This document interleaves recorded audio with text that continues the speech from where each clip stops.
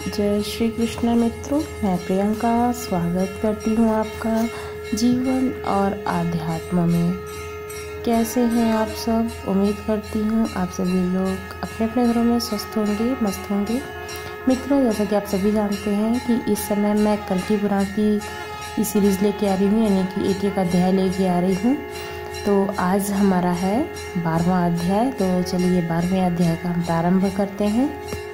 तो पिछले अध्याय में आपने 11वें अध्याय में सुना है कि हम अपनी आत्मा को, अपनी अंतरात्मा को किस तरह से अपने वश में कर सकते हैं और किस तरह से हम भगवान की भक्ति में लीन हो सकते हैं। तो आप लोगों को अगर वो वीडियो देखनी है तो अवश्य ही देखिएगा। चलिए अगली वीडियो शुरू करते हैं। सूत जी बोले, इसके बाद राजाओं के चले जाने पर कल्कि जी ने पद्मा जी तथा सेना सहित सिंघल द्वीप में संभल ग्राम को प्रस्थान करने की इच्छा प्रकट की। देवताओं के स्वामी इंद्र जी के कल्कि का अभिप्राय समझकर शीघ्र ही विश्वकर्मा को बुलाकर कहा, हे विश्वकर्मा, तुम संभल ग्राम में जाओ, वहाँ ढेर सारे सोने से ऊंची ऊंची अद्वितीय महल, घर, बाग आदि बनाओ और रत्न, स्फटिक, मणि, अनेक प्रकार की रत्न जड़ित मणियों का इस्तेमाल करके अनेक भवन निर्माण कला दिखाने में कुछ भी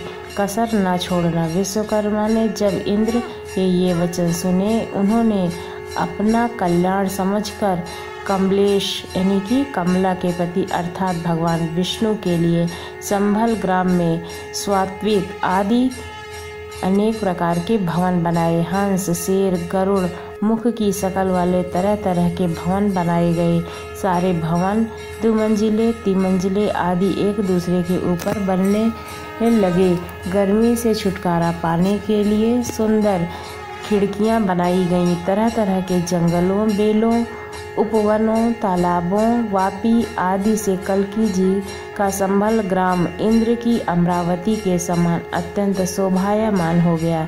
इधर सिंघल द्वीप में कल्कि जी सेना सहित कारुमती नगरी से बाहर जाकर समुद्र के तट पर गए। कौमुदी नामक स्त्री के साथ राजा वैद्रथ अपनी बेटी के प्रेम से कतार होकर संतुष्ट हृदय वाली पद्मा जी के पतिदेव और पद्मा जी को 10,000 हाथी, 1,00,000 घोड़े, 2,000 रथ, 200 दासियां तथा तरह तरह के कपड़े और रत्न आदि देकर भक्ति और स्नेह भरी आँखों से अपने दामाद और कन्या के कमल आदि रूपी मुख को देखते ही रह गए। वे कन्या और दामाद को पूजकर उन्हें विदा कर चारुमती नामक अपनी नगरी लौट आए। इसके बाद कल्कि जी ने सेना सहित समुद्र के जल में स्नान किया और तभी एक गीदड़ को पानी के ऊपर चलने हुए पार होते देखकर वहीं रुक गए। उसके उपरांत लक्ष्मी जी के पति कल्कि जी जल को स्तंभित देखकर सेना और सवारियों सहित समुद्र के जल के ऊपर चलते हुए पार हो गए। समुद्र पार होने पर शुक्र ने कहा, हे शुक्र, तुम संभल ग्राम में मेरे घर पर जाओ। हमारा प्रिय काम सफल करने के लिए इंद्रदेव की आज्ञा के अनुसार विश्वकर्मा ने वहां पर पहुंच के शोभायमान निर्मल भवन बनाए। तुम वहां जाकर अपने और हमारे माता पिता और जाति वालों से हमारा कुशल समाचार कहकर हमारे विवाह आदि को सभी बातें बतला देना। मैं सेना के सहित पीछे आ रहा हूँ। तुम आगे संभल ग्राम में जाओ। बड़े धैर्यवान, सब कुछ जानने वाले सुख कल्कि जी के वचन सुनकर आकाश मार्ग से उड़ते हुए उस समय के बाद देवताओं द्वारा पूजे गए संभल ग्राम में पहुँचे। संभल ग्राम में 7 योजन में फैले हुए ब्राह्मण, क्षत्रिय, वैश्य और शूद्र चारों वर्णों के लोग रहते हैं। सूर्य की किरणों की भांति स्वच्छ जगमगाती हुई सैकड़ों अट्टालिकाएं उनके चारों ओर शोभा बढ़ा रही हैं। सभी मौसमों में सुख देने वाले रामाड़ीय संभल ग्राम को देखकर सुख ने विह्वल होकर वहां प्रवेश किया। यह एक घर में, दूसरे घर में, महल के अगले भाग से आकाश मार्ग में, एक बाग से दूसरे बाग में और पेड़ से दूसरे पेड़ पर पिछड़ने लगा। इस तरह प्रसन्नचित्त सुख विष्णु यश के घर पहुंच गया। उसके बाद विष्णु यश के पास पहुंचकर तरह तरह की प्यारी कहानियां उनकी मीठी वाणी से कही। सिंघल द्वीप से पद्मा जी के साथ कल्की जी के आने की बात भी उन्हें कह सुनाई।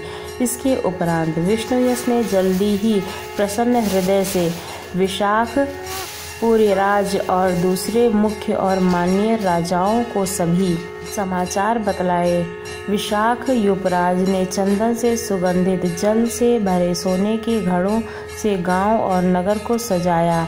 दीपमाला, सुंदर सुगंधित फूलों की माला, अगर आदि सुगंधित पदार्थों, केले, सुपारी आदि फलों, कई कोपलों, चावलों और पान के पत्तों आदि से संभल ग्राम सुशोभित हो गया और देवताओं की पूरी के समान मनोहर रहने लगा। परम सुंदर सुंदरियों की आँखों के अंदर सुंदर शरीर वाले कृपा के सागर कल्की भगवान जी भारी सेना सहित नगर में प्रवेश करने लगे। कल्की जी ने पद्मा जी सहित माता पिता के चरणों में प्रणाम किया।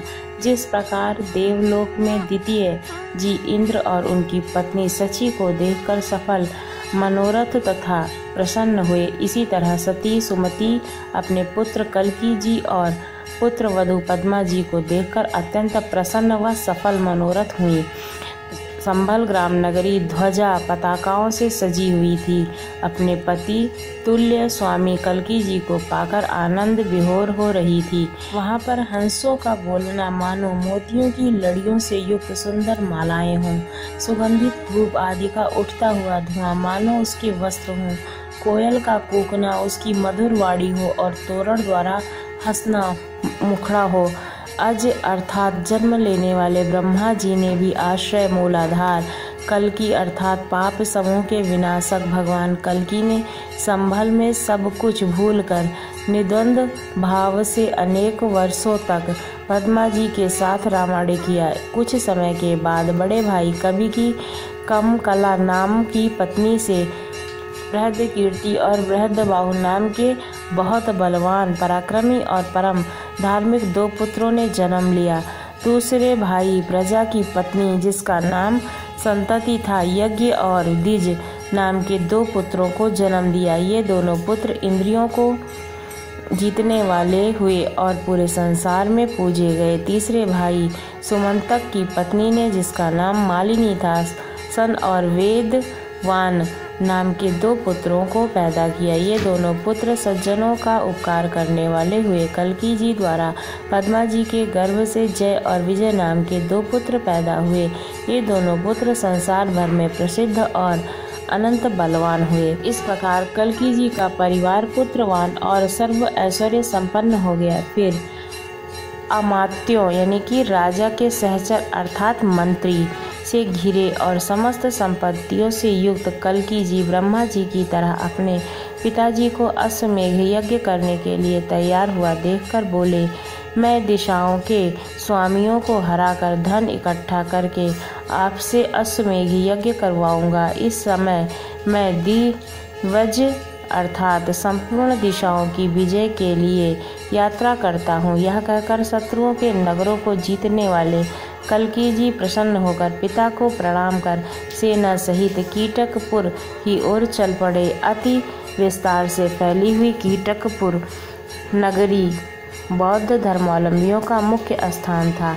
यहाँ के लोग वैदिक धर्म को नहीं मानते थे, अपने पितरों और देवताओं की पूजा नहीं करते थे और परलोक में विश्वास नहीं करते थे। इस नगरी के अधिकतर लोग केवल अपनी शरीर की ही आत्मा मानते थे। शारीरिक सुखों को चित्त करने वाले और कुल धर्म अर्थात जाति धर्म का पालन नहीं करते और लोग धन, स्त्री, भोजन आदि विषयों में अपने पराये का भेद नहीं मानते थे। यह नगर तरह तरह के लोगों और तरह तरह के पीने वाली और खाने वाली वस्तुओं से भरपूर है। युद्ध करने के लिए सैकड़ों सैनिकों के साथ कल्की जी का आना सुनकर वहां का राजा जिन दो अक्षयहिणी सहित नगर से बाहर निकाला, अनेक हाथियों, रथों, घोड़ों, सेनों के आभूषणों से सजे हुए उत्तम वर्ण वाले रथ वाले और अस्त्र शस्त्र धारण करने वाले योद्धाओं से पृथ्वी ठग गई। सैनिकों के झंडों से कपड़ों से धूप भी पृथ्वी पर नहीं पहुंच पाती थी।